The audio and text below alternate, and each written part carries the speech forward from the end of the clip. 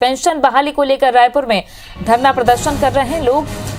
प्रदेश स्तरीय धरना है, प्रदेश भर से हजारों शासकीय कर्मचारी पहुंचे हैं। रायपुर की बूढ़ातला धरना स्थल में प्रदर्शन चल रहा है। पुरानी पेंशन योजना बहाल करने की मांग ये लोग कर रहे हैं। पुरानी पेंशन बहाली को लेकर प्रदेश स्तरीय धरना सरकारी कर्मचारी कर रहे हैं। प्रदेश भर से हजारों शासकीय कर्मचारी पहुंचे हुए हैं। रायपुर के बूढ़ातला धरना स्थल में प्रदर्शन हो रहा है। पेंशन बहाली को लेकर धरना देने हजारों की संख्या में लोग अलग अलग जगहों से पहुंचे हैं। राष्ट्रीय पुरानी पेंशन योजना को फिर से लागू करने की मांग लेकर, पेंशन बहाली की मांग को लेकर ये सभी सरकारी कर्मचारी रायपुर पहुंचे हैं। प्रदेश स्तरीय धरना जहां बड़ी संख्या में शासकीय कर्मचारी हैं। सब स्कूल मैदान के पास बैरिकेडिंग कर दी गई है ताकि वे आगे न पहुंच पाए। बूढ़ातला धरना स्थल में प्रदर्शन उनका लगातार जारी है। आप सभी की मांग हमारे राष्ट्रीय स्तर के पुरानी पेंशन योजना बहाल करने की मांग अपनी हक को ये सभी कर्मचारी कर रहे हैं। धरने के बाद कर्मचारी महारैली निकालेंगे, जिसको लेकर सप्रेस शाला मैदान के सामने बैरिकेडिंग की गई है।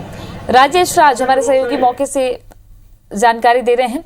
राजेश, क्या प्रमुख मांगे हैं और कितना हल्ला यहाँ पर देखा जा रहा है पेंशन बहाली को लेकर?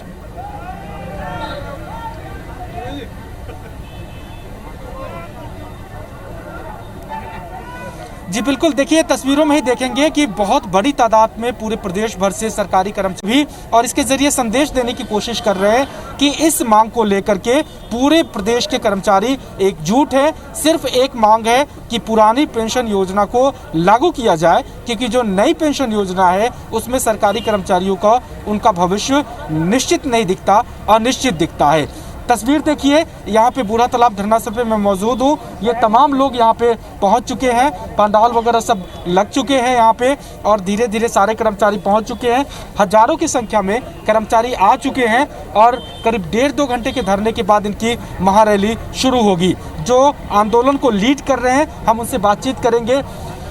एक ही मांग है कि पुरानी पेंशन योजना को लागू किया जाए, लेकिन राज्य में प्रदर्शन हो रहा है, तो क्या आप इसे राज्य को भी जिम्मेदार मानते हैं या सिर्फ केंद्र या फिर दोनों है? निश्चित रूप से राष्ट्रीय पुरानी पेंशन बहाली संयुक्त मोर्चा के तत्वावधान में आज राजधानी रायपुर में छत्तीसगढ़ का अब तक का सबसे बड़ा पुरानी पेंशन बहाली की मांग को लेकर आज कार्यक्रम रखा गया है, जिसमें पूरे छत्तीसगढ़ से सुकमा से लेकर बलरामपुर तक हजारों की संख्या में हमारे शिक्षक साथी आज इस धरना स्थल में उपस्थित है। और हमारी एक ही मांग है कि पुरानी पेंशन जो है उसको जो है बहाल किया जाए, नई पेंशन जो है उसको बंद किया जाए, क्योंकि 2004 के बाद जो है पुरानी पेंशन जो है उसको बंद कर दिया गया है। लेकिन जो देश के प्रदेश के जो सांसद है, विधायक है, वो एक दिन का भी यदि सांसद विधायक रहता है तो उनको जो है पुरानी पेंशन मिलती है। लेकिन जो 60 लाख कर्मचारी है इस देश के और छत्तीसगढ़ प्रदेश के लगभग 2,60,000 इनको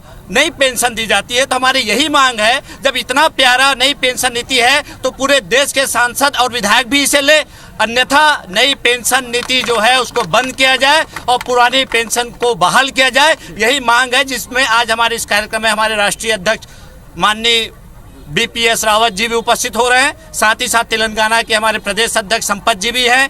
साथ ही साथ कश्मीर से जो है गुल जुबेर जी भी हैं और शोभाराम यादव जी बिहार से हैं। तो हम सब पूरे देश में इस मुहिम को जो है मजबूती दे रहे हैं और हमारी एक ही मांग है कि पुरानी पेंशन को बहाल किया जाए, जिसके लिए छत्तीसगढ़ सरकार और केंद्र सरकार दोनों को आज हम ज्ञापन देंगे। दोनों की जिम्मेदारी बनती है और हम तो चाहते हैं कि छत्तीसगढ़ सरकार जल्द से जल्द कैबिनेट में इसको पारित करे कि हम पुरानी पेंशन बहाल करते हैं, ताकि पूरे देश में एक सकारात्मक संदेश जाए। जी, जाने की होगी। देखिए, ये एक बड़ा मुद्दा भी रहेगा। क्या लगता है, सीधे राज्य सरकार को आप इसके लिए राजी कर पाएंगे? देखिए, केंद्र सरकार और राज्य सरकार दोनों के कर्मचारी हमारे देश में काम करते हैं। पेंशन योजना दोनों के लिए 2004 से बंद की गई है और हम सब तो यह चाहते हैं कि इस मुहिम में केंद्र सरकार के भी कर्मचारी जुड़े और पूरे राज्य सरकार के भी कर्मचारी जुड़े और दोनों को जो पुरानी पेंशन योजना है उसका लाभ मिले। बिल्कुल बिल्कुल। तो ये देखिए इनकी तैयारी है और जिस तरह से इन्होंने कहा कि ये पूरी तैयारी के साथ में और पूरी जोश के साथ में, पूरी ताकत के साथ में इस मांग को लेकर के उतरे हैं। अब देखना होगा कि इनका आंदोलन आने वाले दिनों में किस रूप में सामने आता है और फिर ये अपनी मांगों को लेकर के राज्य सरकार को कितना मजबूर कर पाते हैं। जी शुक्रिया आपका राजेश जानकारी के लिए।